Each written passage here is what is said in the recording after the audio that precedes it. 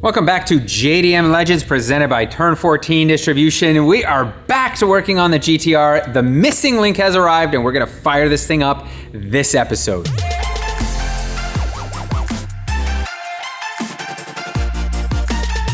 First off, I want to apologize. It has been a bit of a pause in the videos on this, but we are back at it full steam ahead here. We're gonna get this thing running this episode. This was kind of the last missing link that I've been waiting for, and this is a brand new drop-in fuel pump from Tomei. This is a 276 liter per hour pump, and as you can see, this is OEM quality.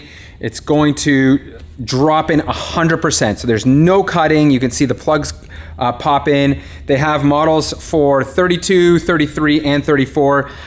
You're gonna have to check out Concept Z, Performance, and Toge Factory for the last remaining stock of these. Tomei did a final run of these, and now that they've sold them out, those two sellers have them, and that's it. So after they're gone, you're not going to be able to get these anymore. And this will be great for our power goals. Obviously, if you're trying to make 800 wheel horsepower on E85 in a GTR, you're going to have to go to something a little bit more serious. But for the average guy running a street setup like I am, this pump is absolute perfection.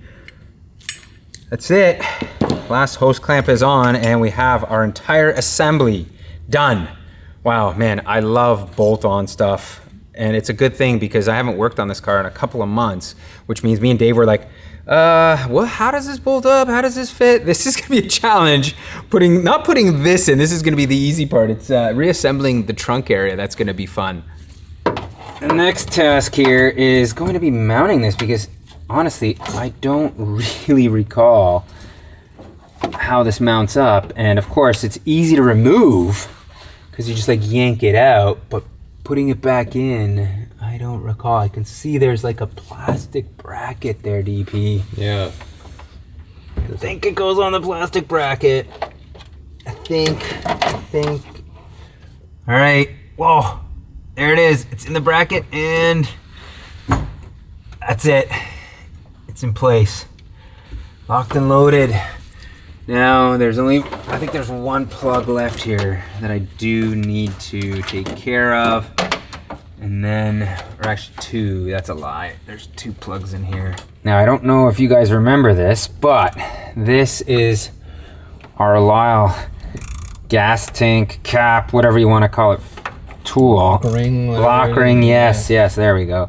And man, it works like a charm. However, I feel like it worked too well there because this, I think, was supposed to line up with this here. Yeah, and you can see I've tightened it more, but it just felt like it needed to go. Well, maybe, it's just the way it goes. Yeah, so an extra quarter turn never hurt anyone. That's right.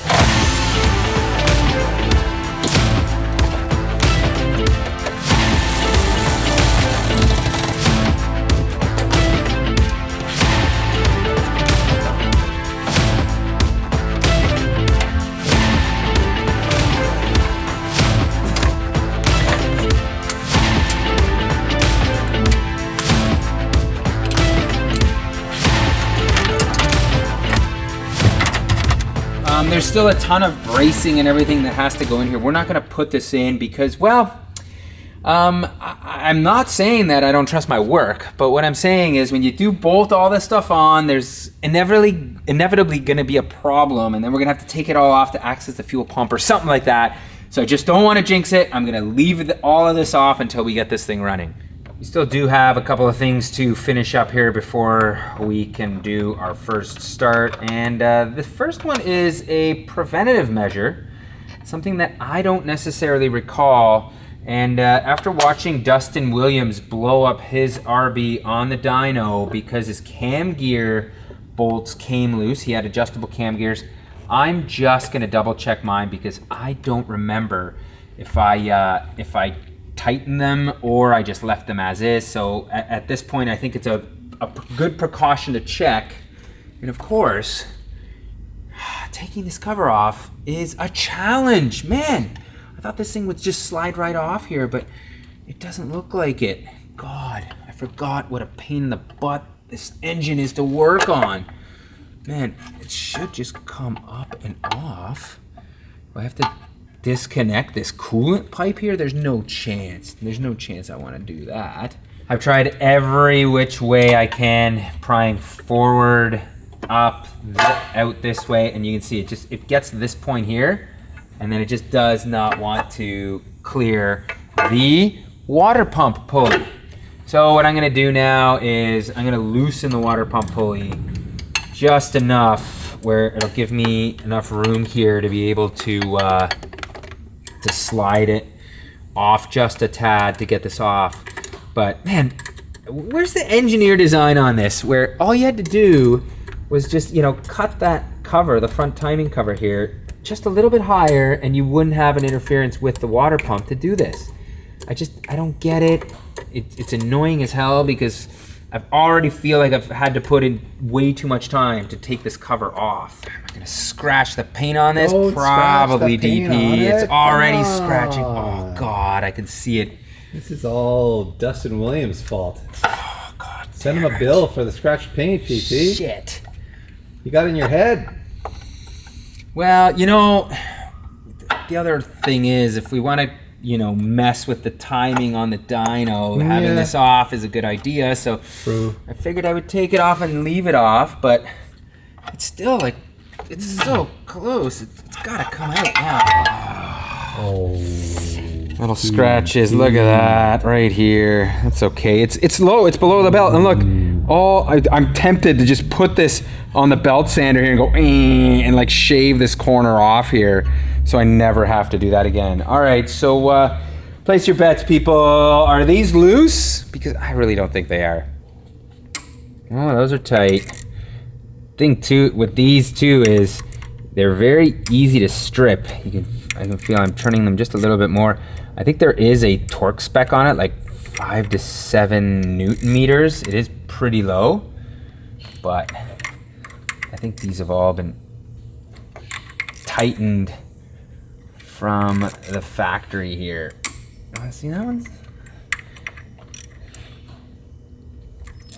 Well, it's safe to say I don't think these would have been coming loose. So that's a bit of a victory with a little bit of surface scratching going on the cover.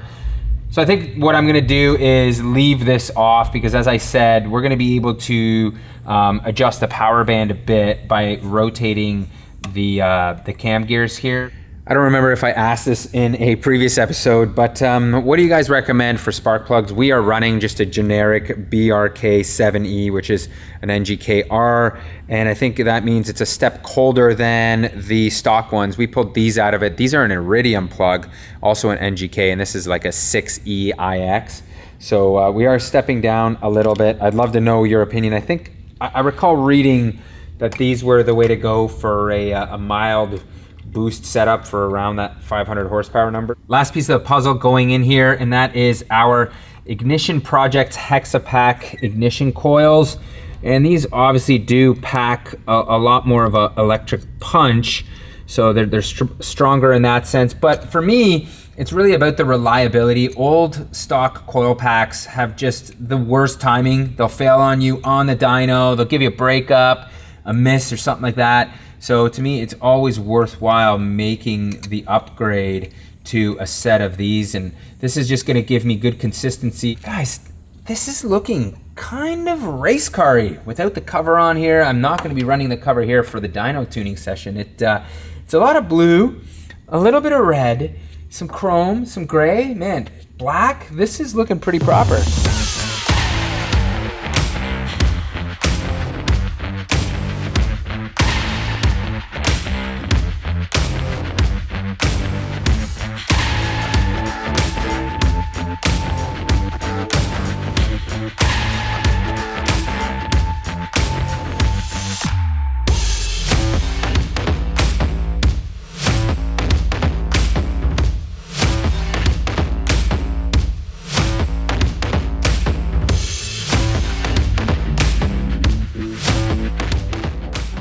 Dave and I just spent a couple hours dialing in the ride height because it was driving me crazy. There was just a little bit too much rake, and we finalized the side skirt install. So this car, it visually is almost complete. There is one last thing, and it is in these boxes.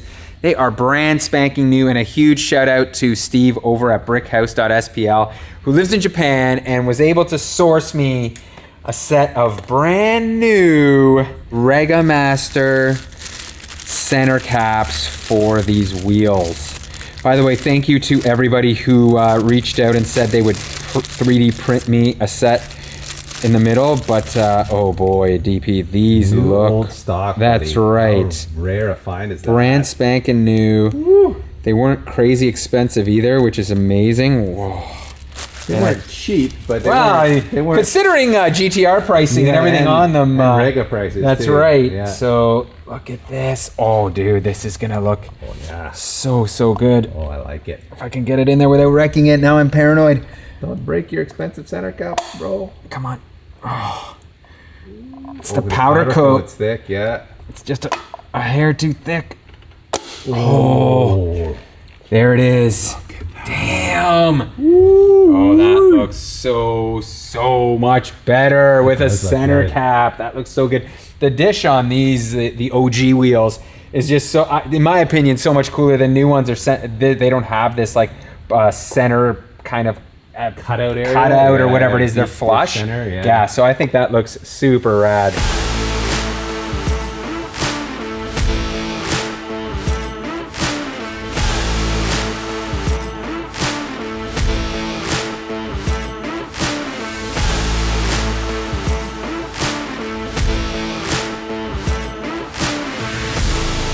Steve and I were just going over the car, giving it a quick nut and bolt check, and the surprises keep coming. This car is sat for 2 months, as I mentioned, I think previously, and there is oil, engine oil right here on this side of the oil pan. You can see, thankfully it's green, so we know what it is. It's a Valvoline VR1. And at first I was like, this is crazy because this side of the pan, like above this area, is just like completely dry. So I was like, is the pan cracked? Is it porous somewhere? Like, I don't know. And then I started like looking, you know, the engine is on such a slight little tilt. And I think it was wet here, like it's not wet anymore. But we had an oil filter issue where I don't think, like I didn't reuse one of the O-rings and it dumped a bunch of oil up in there. And when I stick my hand up in here, I can touch around and it feels kind of wet still, but like there's just not a lot of oil there. Like, so you can see my hand is kind of wet. There's, yeah, this is all nastiness, but there's a bit of oil up there. So like, oh God, I just really hope it's not the oil pan, like the gasket that we have sealing the pan 4 times. Yeah. Yeah. So like, I hope, my fingers are crossed, that it's not that. That is just like remnants of the oil that we had leak out of the filter housing. There is like this right at the back of the center case there. I think, see, that also looks like it's greenish. So maybe that's also oil. Anyways, this is just a forewarning that, you know, if we have a leaking engine here, this sucker is still headed to the dyno. Unless it's like spewing oil, this kind of leak right now is not going to stop me. Well, it's exciting times. We have Radek from RS Tuning here, and he is pretty much a Skyline expert. You do a lot of Skyline stuff, right? I've done 1 or 2. Yeah, just a couple. He lives and breathes for Skyline. That's right, and he's got the link ECU open. We are just doing some preliminary programming. We do have to set the trigger wheel, correct? That's right. With the NZ wiring. So there's a couple small things that we do need to get sorted out, and then we can cross our fingers and fire this thing up. And I hope everything goes well. It's been a long, stressful run with this car, mainly because it's just worth so much money now that it kind of makes me feel, you know, anxious that if something goes wrong, it's gonna be a lot of work and a lot of money. But nothing's gonna go wrong. Everything is gonna be fine. So yeah, give us another 10 minutes and we'll be cranking this thing. Show the people your notes there, PT. Those highly detailed Oh yes, notes. yes. Well, we had to tear the ECU apart because we haven't worked on this car in 2 months, like we've mentioned, and I've just been trying to figure out what was what, and sure enough, this piece of paper was the missing link of, you know, where our air intake temperature sensor was wired to, where our oil pressure was and fuel pressure, and our can lambda. So, and instead of doing that in like a spreadsheet like a pro, we scribbled it on a pink piece of paper. that proceeded to lose it somewhere. It took me half an hour to find underneath the pizza box. Just how it goes. Pro tip, everybody, the way to do it is actually not write it on a piece of paper, just write it into the notes, into the actual manual that Link gives you, so this can live with the car. So when you need to reference something, you've got it like, look, see, now I know the wideband is on can 1. At this point, Radek's just gonna finish up a couple of things, and we are gonna try to start this thing. We do, however, have ourselves a small fuel leak. So this hose here, just a fuel leak. You know, I can smell the gas here, so it's just, it's dripping just a little bit. So we fix that before we start this thing, or just gonna no. throw a match Come on. If it's not pouring out of there, we're gonna be fine. We're gonna try to start this. Woo, she wants to run. Woo, she does want to run. All right. That is a good sign. Oh, that was good to hear. It's a nice little tease there, huh? Yeah. It's like playing just a tip. And that was quick.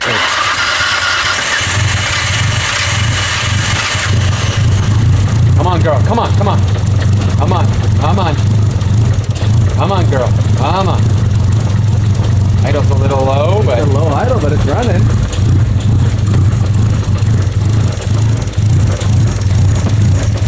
Oh yeah, Radek's checking that timing. Listen to this thing, man. Sounds like it's got some rotary in it. Loping there. Some brat. Oh, DP though. This is a win for us. As long as I peek under. As long as I peek underneath and we don't see a giant puddle of oil or anything coming out of here. Yeah, man. It's not a BMW, so no, it's looking good. It's looking good. So far a victory here. Well, we're just dialing things in, but as you can hear, we have an engine that is running, people. It's not shaking, it's not knocking, which is so good. Man, let's come around the back. Let's listen to this exhaust note for a bit here, because this thing sounds nasty. Oh, listen to that. Hell yeah, dude, this thing sounds rad. So it is kind of smoking us out here. So of course, before we go to the dyno or drive this thing, we've actually decided to make sure we have no boost leaks. And we do have the smoke machine out. And the reason why we use a smoke machine, not a boost pressure test first, is the smoke usually will show you where, if anywhere, you have like a rather large leak. You know, the boost pressure, obviously having a pressurized source will show you other leaks as well. So ironically, we have a leak here right in the welds between this Y pipe. So right in there, we had smoke coming out of there, but it's not coming out of there anymore. But you can see if we shoot some soap water, you can see it is building bubbles quite rapidly there. So there is a pinhole leak on this, which is, you know, crappy at the same time. It looks like it's the worst possible spot to be welding that. So, you know, we'll get this fixed up. Vin should be able to handle this at NV Auto without any issue.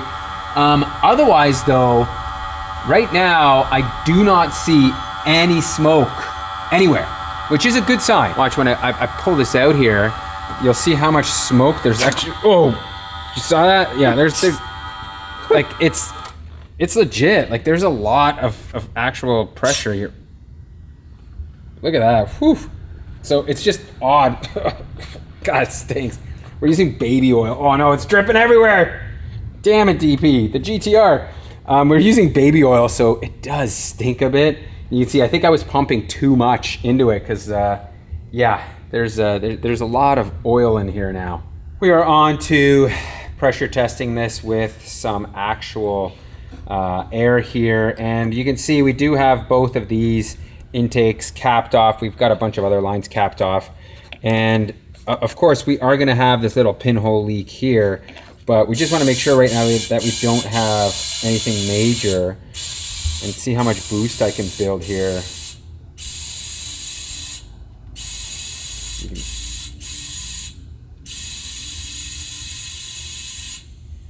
So you can see there, I'm at like 15 PSI.